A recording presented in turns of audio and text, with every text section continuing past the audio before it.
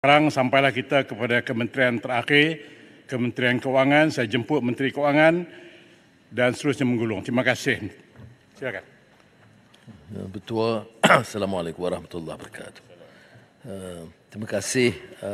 Jazakumullah khairan kathiran kepada semua ahli yang berhormat yang telah bagi pandangan, teguran, kritikan dan juga cadangan bagi memperbaiki dan memperkemas belanjawan madani yang telah saya bentangkan. Yang pertama, seperti yang saya tekankan dalam belanjawan ini akan hanya berkesan kalau kita dapat pastikan pengurusan dan tata kelola pemerintahan yang baik. Perbelanjaan itu agak tinggi, tetapi ia terikat dengan keupayaan kita mengelakkan daripada segala salah guna kuasa, kebocoran dan rasuah. Sebab itu saya mohon kerjasama rakan-rakan yang berhormat. Sekiranya kita mahu dan inginkan belanjawan ini berkesan dan memenuhi maksud dan tujuan yang kita lakarkan, kita mesti bersama-sama bersedia mendukung semua usaha membersihkan jentera kerajaan daripada pelanggaran hukum. Dan setiap tindakan yang diambil ke arah itu harus mendapat dukungan dan tidak kecaman seperti mana berlaku sekarang. Ali Muhammad dari Bagan Serai, Larut, Bacuk, Temeloh, Puncak Borneo, Kubang Krian di antara lain bangkitkan soal menoktahkan miskin tegar. Saya agak sangsi dengan beberapa pandangan dikemukakan. Pertama, mengandaikan bahawa dalam Islam tidak ada maksud untuk menoktahkan kemiskinan. Malah, kalau tak salah saya, salah seorang mungkin kepala batas mengatakan tidak ada dalam tradisi Islam yang boleh menoktahkan kemiskinan tegar kerana dikaitkan dengan soal zakat. Saya fikir harus Yang Muhammad menelaah lagi. Tanggungjawab kita ialah pastikan pengagihan kekayaan itu dapat dimanfaati oleh segolongan besar. Dan dalam hal ini saya ingatkan tentang surah Al-Hasyr tentang bainal aghniya minkum. Janganlah kekayaan itu berlega di kalangan kecil yang disebut sama ada elit politik, elit penguasa. Dan bila berlega di kalangan itu, dengan undang-undang badan penguasaan itu memihak kepada mereka, seolah-olah tidak ada tindakan. Ya. Seolah-olah kalau kamu berkuasa, kamu akan terlepas daripada tindakan. Ini mesej yang jelas yang saya mahu sampaikan. Bahawa peraturan dalam negara kita tidak akan mengizinkan hal ini berlaku. Kerana kalau kita izinkan, pengagihan ini tidak mungkin. Mana boleh kita terima satu hujah mengatakan tidak boleh noktahkan kemiskinan tegar. Di zaman Khalifah Umar Abdul Aziz, kita tahu ini berlaku. Dalam 2 tahun 3 bulan, dengan pengurusan yang baik, bukan saja zakat. Zakat itu di antara tunggak. Pengurusan yang baik, contoh Khalifah tidak menyalahkan guna kuasa, itu yang menyebabkan boleh. Saya ingatkan tentang riwayat oleh Yahya bin Sa'id, yang juga seorang gubernur di zaman Umar bin Aziz. Saya pernah diutus Umar bin Aziz untuk memungut zakat ke Afrika. Saya niat untuk memberikannya kepada golongan fakir. Namun tidak saya jumpa siapa pun. Kerana mereka terlepas daripada kategori golongan fakir. Ini bagaimana Ali Muhammad dari parti yang membicarakan soal Islam mengatakan ini tidak mungkin. Jadi kita akan gunakan jentera kita sebaik mungkin. Percayalah, saya akan pastikan seluruh jentera kerajaan tanpa tolak ansur untuk memastikan kita noktahkan kemiskinan tegar tahun ini juga.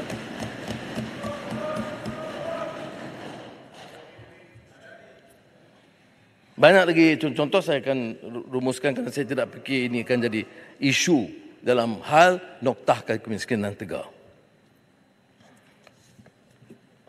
Yang perlu ialah tekad kita. Sebab itu banyak inisiatif.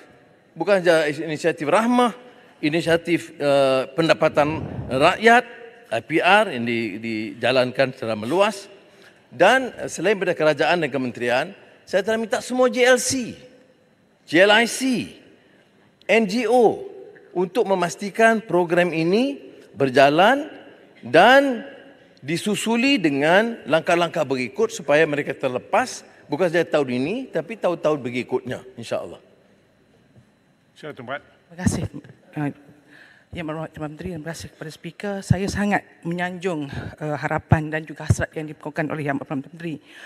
Walau bagaimanapun berdasarkan kepada agihan dalam bajet tahun ini, saya lihat Kelantan masih lagi hanya mempunyai 4% sahaja sumbangan yang akan diberikan dalam bajet kerajaan pada hari ini.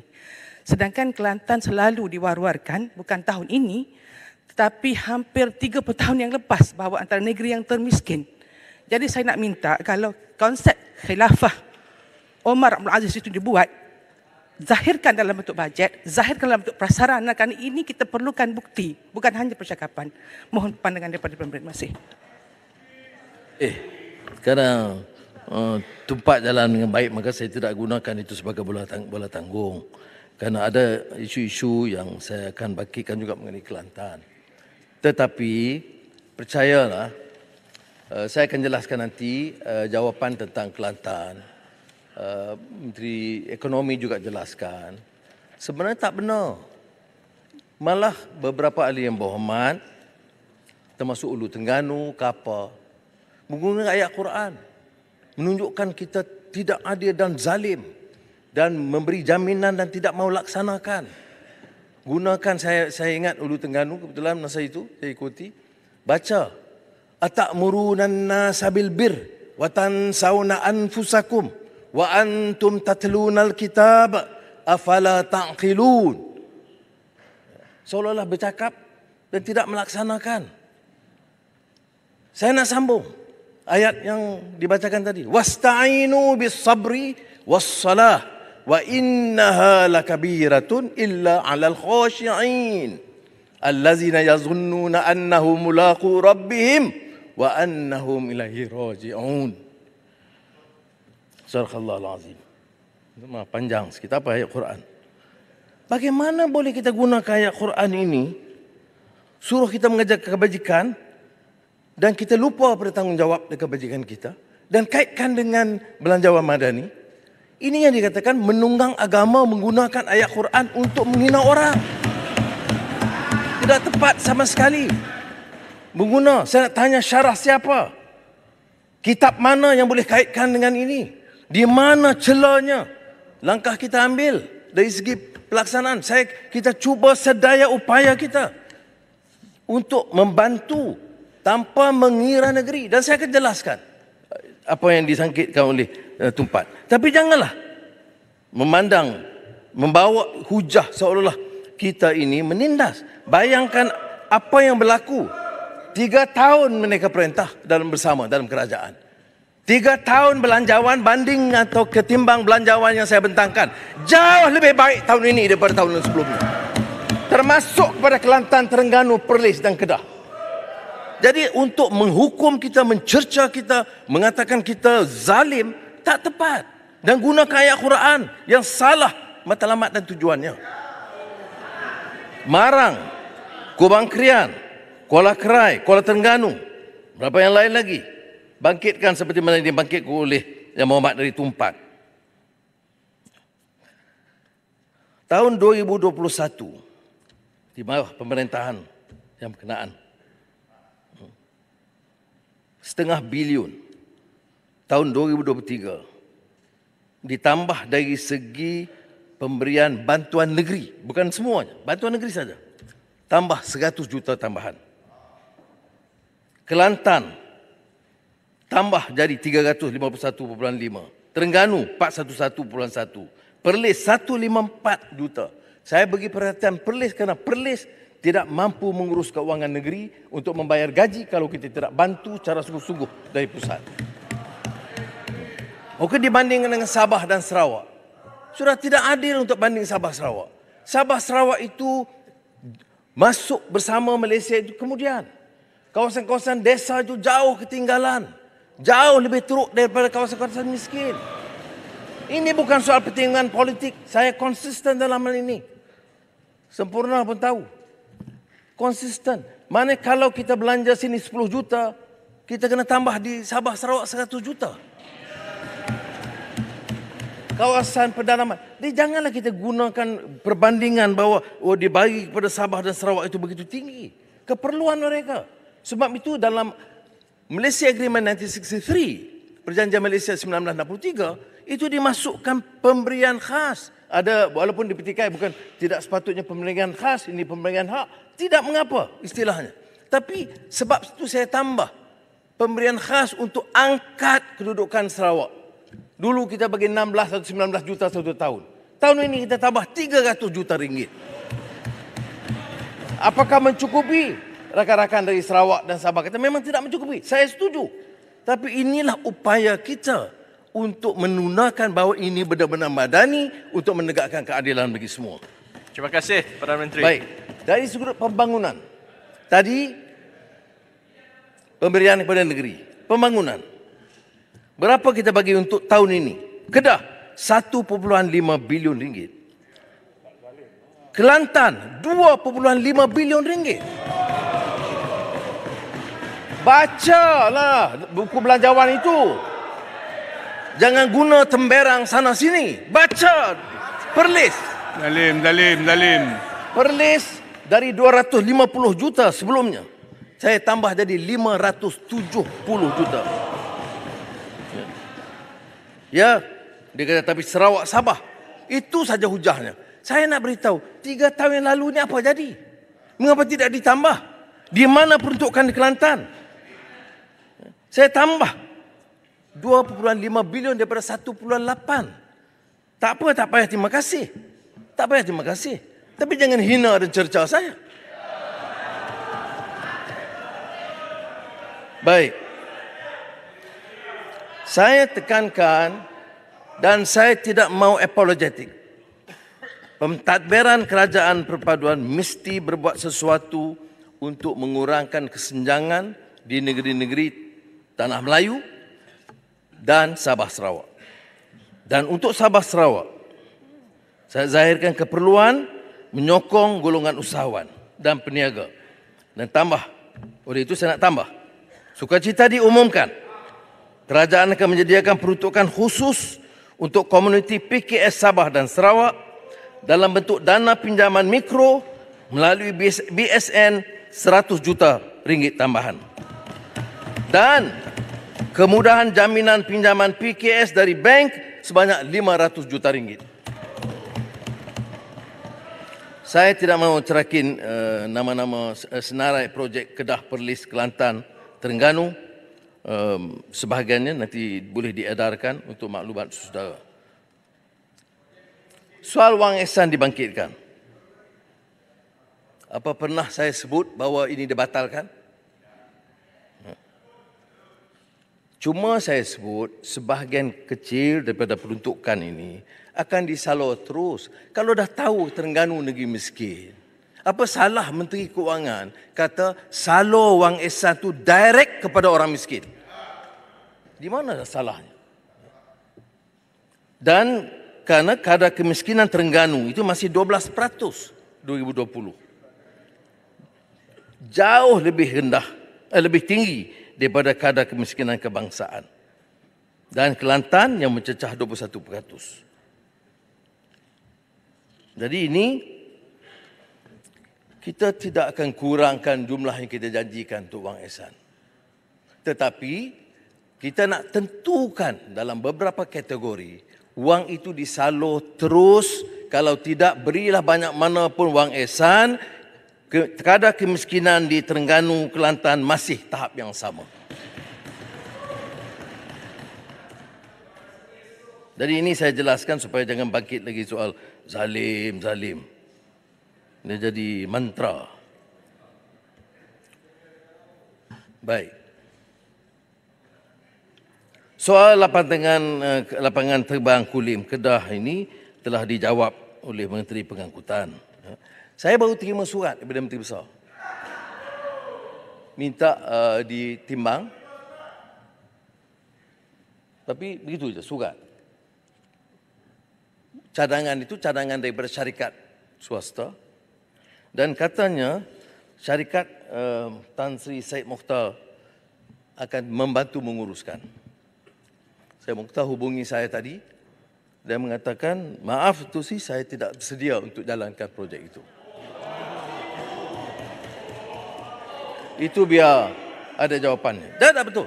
Ini saya bercakap di parlimen dengan handset. Dan bila ada maklumat itu, dia kata memang ada cadangan, dia tak mampu buat begitu. Kerana jumlahnya 7 bilion dan Yang Dipertua, Datuk Yang Dipertua, 7 bilion ringgit. Kalau orang nak bawa modal.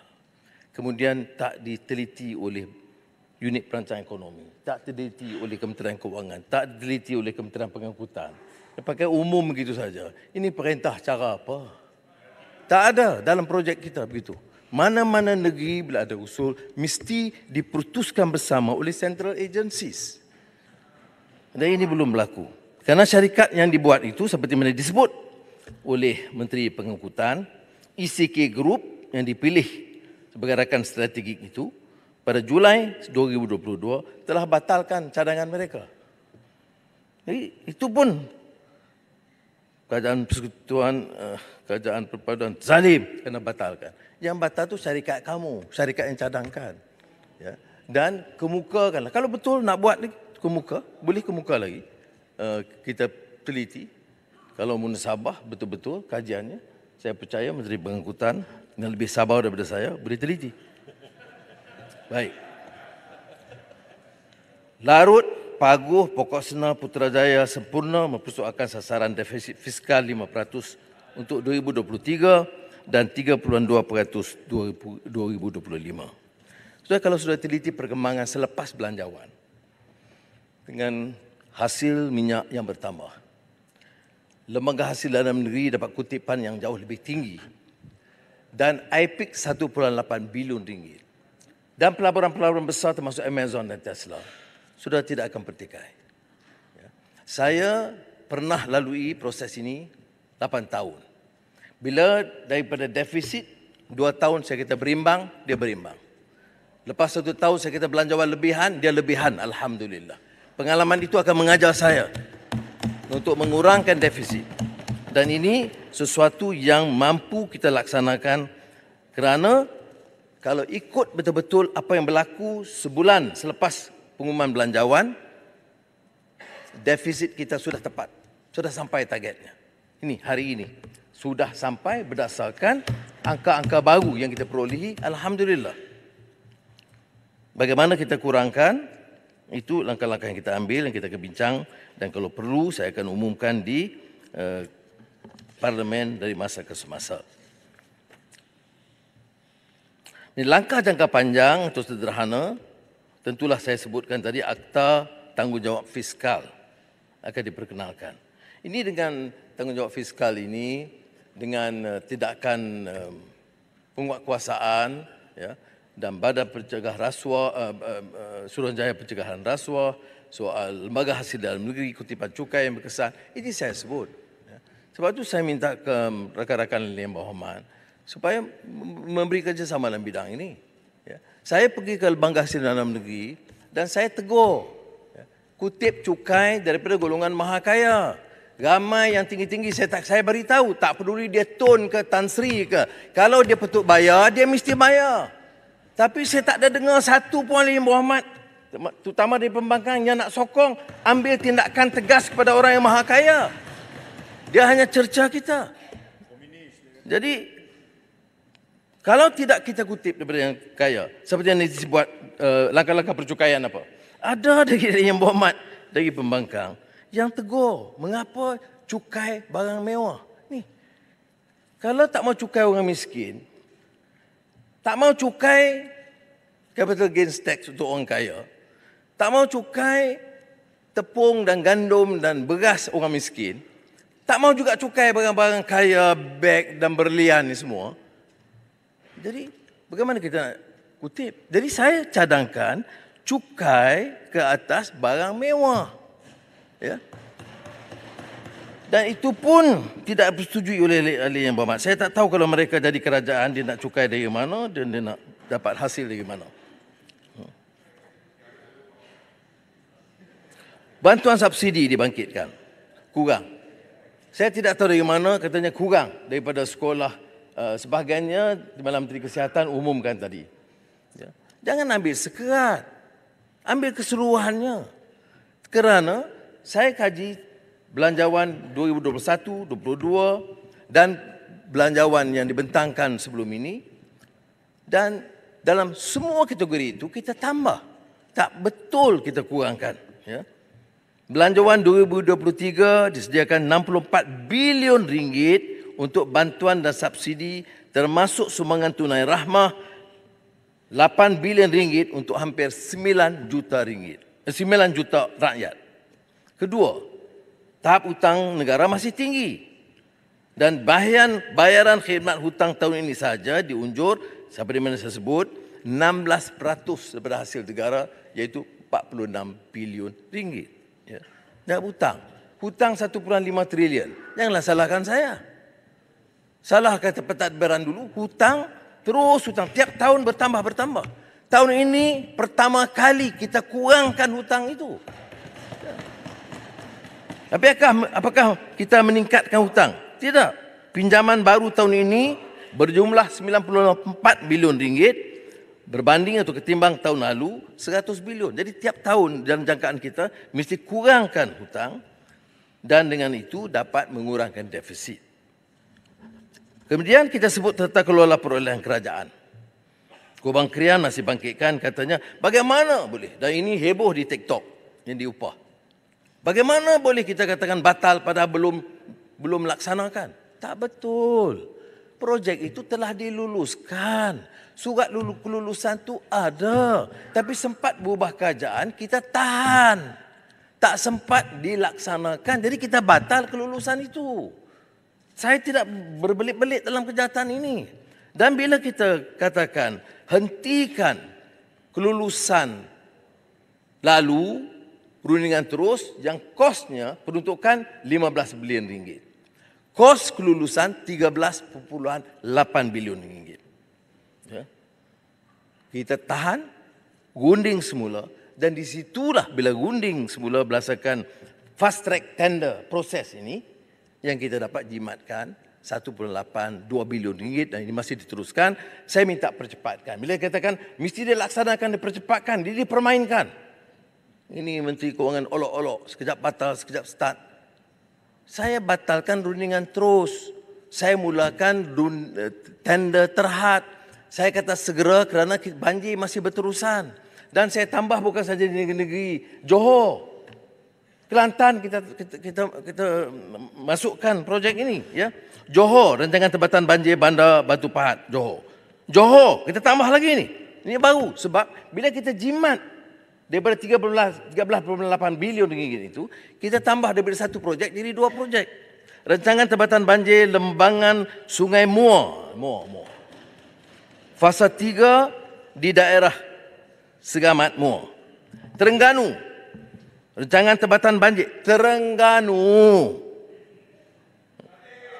Tempatan banjir Sungai Tepuh dan Banggul Air Lirih di daerah Kuala Nerus, Terengganu. Pulau Pinang, rancangan tempatan banjir lembangan Sungai Jawi, daerah seberang Perai Selatan, Pulau Pinang. Selangor, rancangan tempatan banjir Sungai Kelang di Seksyen 25 Shah Alam. Selangor, kolam takungan duifungsi bagi tempatan banjir dan sumber bekalan air mentah Sungai Kelang, Sungai Rasau, Selangor. Pahang, pembangunan lembangan Sungai Sepadu, PLSB, Sungai Semantan, Fasa 2, Temeloh. Kelantan, ini projek besar. Pembangunan lembangan Sungai Sepadu, Sungai Golok, Fasa 3 di Kelantan. Kita segerakan. Dan juga satu lagi Johor, satu lagi yang pelbagai. Ya, tak apa, terima kasih, tak apa dengan maki saya sudah. Dalam belanjawan sementara 2023, saya juga luluskan penambahan 400 juta ringgit kepada NADMA kerana usaha yang dibebankan yang lebih pada mereka. Yang dibangkit itu projek Tempatan Banjir. Jana Wibawa. Ya. Jana Wibawa kritikannya ialah untuk Bumiputera. Saya teruskan. Kalau kata ini projek khas untuk Bumiputera, tak, saya teruskan. Saya tidak batal. Saya gunding semula kerana banyak pelanggaran peraturan keuangan. Ada syarikat Cina yang jadi di Bumiputerakan kerana dia kebetulan kawan baik di Johor. Jadi itu pun nak pertahankan. Pertahankan, mesti pertahankan. Ni projek Bumiputera bagi Cina. Tak apa. Apa dia peraturan apa keuangan macam ini? Kalau nak bagi projek, saya tak halang. Tapi ini projek dikhususkan Bumiputera. Jadi kita kelirukan. Ya. Jadi dikaitkan dengan Jana Wibawa ni katanya oh ini fasa 1 dan Jana Wibawa 1.0 itu paguh. Jana Wibawa 2.0 itu bera. Saya tak ambil kisah. Itu pulang SPRM nak semak. Saya tak kata harus semak hanya atau siasat Jana Wibawa 1.0. Kalau dia rasa ada bukti 2.0 di bawah bera, dia siasat. Saya tak suruh. Fitnah ini dan kecaman boleh berlaku. Saya nak beritahu, saya tidak mahu jadi pegang jawatan ini untuk menayai atau menekan atau menzalimi sesiapa. Saya tahu apa erti pendakwaan terpilih. Ya. Tetapi, pucung berada, dia faham. Tetapi, mengapa ni dicerca kita? Tanya penjelasan SPRM dan Peguam Negara. Sepatutnya dituju ke situ. Ini maknanya seolah rasuah ini mesti dipertahankan kerana dia kawan kita. Ini faham kabilah asabiyah ni. Tengok dulu apa pertuduhan. Tengok dulu bukti. Betul atau tidak rasuah. Betul atau tidak fitnah. Kalau fitnah, tak payah orang PAS. Saya akan bangun menentang kalau ada fitnah terhadap sesiapa. Tetapi kalau rasuah, kalau benar ada rasuah, benar ada penyaluran kuasa, kita yang bicara Islam, kita baca Al-Quran, baca hadis, baca kitab, kerana kita pertahankan berrasuah di mana pendirian kita.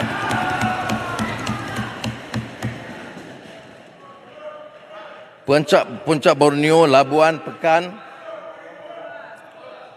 membangkitkan soal kesegaran pelaksanaan projek. Saya akan pastikan pandangan-pandangan Pekan Labuan Puncak Borneo diambil kira berdasarkan prinsip yang saya jelaskan. Kita setuju beri kelonggaran untuk projek sekolah dan klinik daif walaupun dikatakan kurang. Tak betul. Ya. Ini daripada tambahan daripada projek yang sedia ada penyelenggaraan. Klinik daif di tingkat dan juga sekolah yang telah pun disebut tadi. Tetapi yang dipertua, saya tidak mentolak ansur. Saya tidak akan setuju dengan projek runding terus kerana semua kes dia meningkat kos. Jadi pengalaman lama kerajaan-kerajaan dulu yang asyik rundingan terus, kos melambung. Itu pun masih kita nak pertahankan kerana kabilah yang sama. Jadi oleh yang demikian, projek-projek ini saya yakin boleh.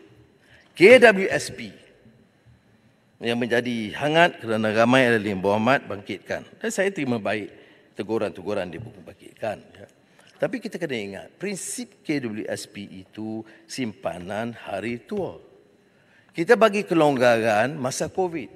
Semua negara yang luluskan kelonggaran, itu semua dah berhenti dan batalkan. Tak ada lagi dah. Tapi saya masih dengar pandangan-pandangan. Pada prinsipnya saya tidak setuju pengeluaran khas dana simpanan persaraan rakyat. Yang dulu lepaskan saya sebut Australia, Peru, Chile yang benarkan masa COVID semua dah hentikan. Karena kalau dia simpan 10,000 ada yang dibangkitkan oleh hitam, itu KWSP dah jelaskan hari ini. Di antara median dengan yang aktif. Jadi hitam tepat kerana tapi kajian itu hanya kepada pencarum aktif. Oleh itu saya cadangkan untuk kita perkenalkan satu kaedah bagi memudahkan bagi orang yang betul-betul terdesak dia ada wang. Maka saya akan pastikan supaya KWSP memberikan ruang bagi pencarum yang punya wang dan keadaan terdesak pinjam dari bank ya, dengan kolateral atau jaminan cagaran daripada wang KWSP. Ini yang terbaik. Yang Mak Berhormat, hitam. Terima kasih Yang Mak Berhormat. Itu yang kita nak dengar sebab saya melihat, saya setuju dengan Yang Berhormat. KWSP ini tak boleh dikeluarkan sewenang-wenangnya. Saya tahu kenapa kerajaan ada satu dasar untuk menghadkan kita keluar. Tapi dengan pengumuman Yang Amat Berhormat, saya rasa kebanyakan dalam keadaan terdesak, rumah dia kalau hampir kena lelong, inilah kumpulan yang memerlukan bantuan. You spot on. Ini adalah isu yang paling penting yang di bawah mereka. Mereka ada wang dalam. Saya teliti juga, terima kasih kerana penerangan dibuat oleh KWSP, lebih banyak data diberikan. Tapi cuma kekhawatiran saya satu saja. Daripada data yang dikemukakan itu, active members jarang yang ada kurang dari 10. Tapi yang tidak aktif ni mungkin akan datangnya ketidakadilan sebab macam saya ada seorang gadis 18 tahun, dia bekerja sebagai kerani, 3 tahun dia kahwin dengan anak tauke, lepas tu jadi tauke. Dia tak aktif. Dan 500 ini kalau dia dapat, saya rasa mungkin ada pertikaian. So saya rasa mungkin minta KWSP memperhalusi, kita bagi golongan yang memerlukan. Kalau dia dah jadi peniaga, tak payah kita bagi. Itu cadangan Yang Berhormat. Terima kasih. Itu ucapan air hitam. Ya. Dan sebab itu saya bagi kekelonggaran untuk kolateral ini. Ya. Yang tidak aktif itu termasuk juga sektor informal. Jadi kita kena ambil kira itu yang bekerja sendiri dan caruman mereka tidak konsisten. Tetapi yang saya cadangkan ini ialah bagi yang mempunyai peluang dan dia rasa ada seorang yang merayu kepada KWSP kata dia ada RM1 juta. Tetapi dia terikat di situ dan dia terpaksa bayar untuk hutang perniagaan dia sekitar RM182,000. Itu kes, spesifik kes. Jadi saya kata kalau gitu tak apa kita buat collateral. Jadi dia tak withdraw, dia tidak daripada KWSP, tapi di samping yang sama KWSP buat collateral itu sebagai cagaran dia. Jadi dia boleh leraikan masalah itu. Baik. Saya tidak ulang tentang soal tunai rahmah dan IPR yang telah dikupas oleh Menteri semalam, tapi tentang pesawah dan pekebun kecil getah. Bukan main riuh rendah tentang wang pekebun kecil getah. Saya nak bagi tahu, paling akhir naik harga PHP IPG getahnya masa Bagan Menteri Kewangan. Itu paling akhir 2019. Lepas itu 2020, 2021, 2022 tak naik pun. Nasib baiklah kita ambil alih 2023, kita naik dengan peruntukan RM350 juta.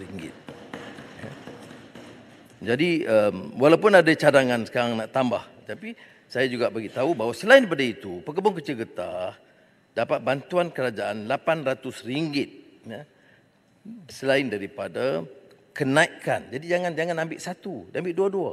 Satu dia dapat RM800 juta, RM800,000 dan keduanya naik dari RM2.50 ke RM2.70. Dan saya nak beritahu 3 tahun pemerintahan lama itu tak naik 1 sen pun. Ya.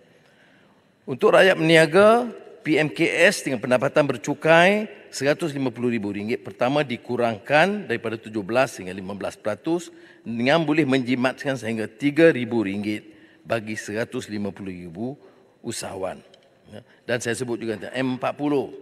Kemudian kita tekankan keperluan untuk menjayakan IPR ini dengan pembiayaan tekun, mara dan pinjaman-pinjaman lain dengan yang melebihi RM400 juta untuk kategori ini.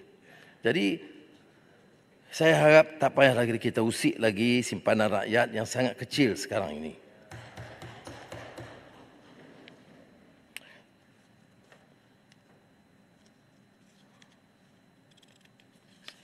Hitam sudah selesai. Isu cukai. Larut, Puchong, Bagan, Tebrau dan Pekan menyuarakan soal cadangan pelaksanaan cukai barangan mewah yang dikhawatiri mengesankan sektor pelancongan. Sebab itulah mekanisme perbincangan itu diteruskan. Tapi kita kena faham, orang yang beli barang mewah itu, selain daripada pelancong, itu orang ada upaya. Beg, dan pakaian, ya, solekan yang mahal-mahal. Jadi kita tak akan kenakan cukai yang membebankan sehingga kita tidak kompetitif. Tapi bagilah ruang supaya kita cukai ke atas kegunaan orang kaya. Kerana orang miskin tak akan beli beg RM40,000. Orang miskin tak akan beli kot RM20,000.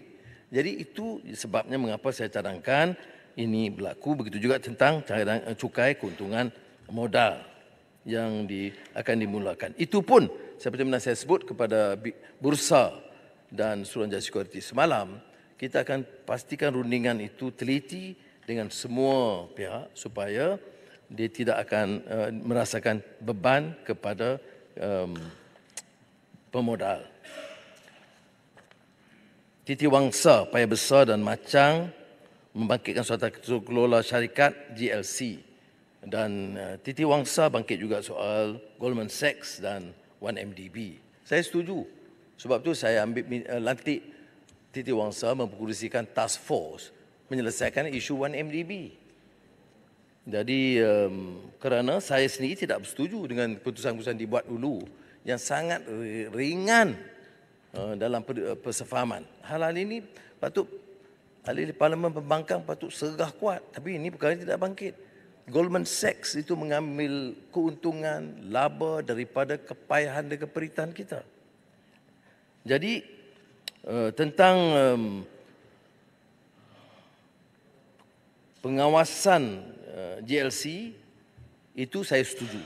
Gesaan supaya jangan ada pertindihan kuasa dan fungsi terlalu banyak yang bertindih, dan keduanya kadang-kadang seperti mana yang disebut oleh Bagan Datuk dalam beberapa syarikat yang diperuntukkan untuk membantu pekebun kecil, ada syarikat subsidiari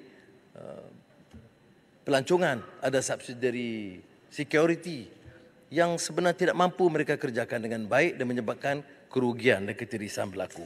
Hal ini semua kita hentikan.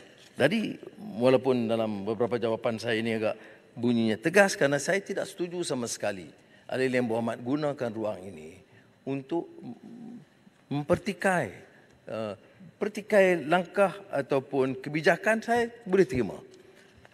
Mengkritik beberapa tindakan saya boleh terima. Tapi mencela seolah-olah kita ini gunakan belanjawan dan zalim kepada orang, itu tidak, bagi saya tidak adil. Apatah lagi guna dengan sandaran Quran dan hadis. Saya harap dalam peringkat jawatankuasa kita boleh lebih bijak, matang dan berhemah. Bil hikmah wal mau'izatil hasanah wajadilhum billati hiya ahsan. Dalam teguran, kritikan, dan saya terima baik kerana saya tidak pernah anggap belajar madani ini satu kerangka yang perfect. Ada kelemahan-kelemahan dan kita insya-Allah terima dengan baik dan akan terus bantu untuk mengangkat martabat masyarakat dan negara kita. Terima kasih.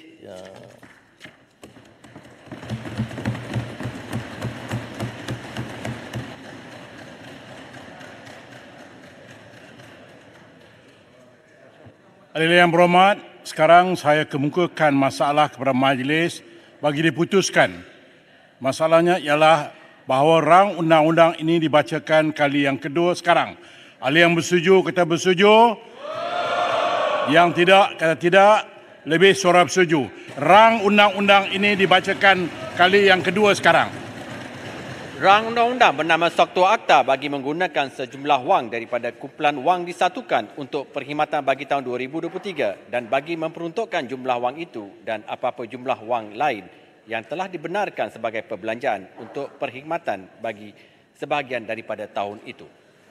Ahli yang berhormat, sekarang saya kemukakan masalah bahawa usul di atas nama yang berhormat Menteri Keuangan di dalam aturan urusan mesyuarat ini diedarkan kepada jawatankuasa sebuah majlis. Ahli yang bersetuju kata bersetuju. Yang tidak kata tidak. Lebih suara bersetuju. Terima kasih. Oleh Yang Berhormat Mesyuarat Dewan Hadirin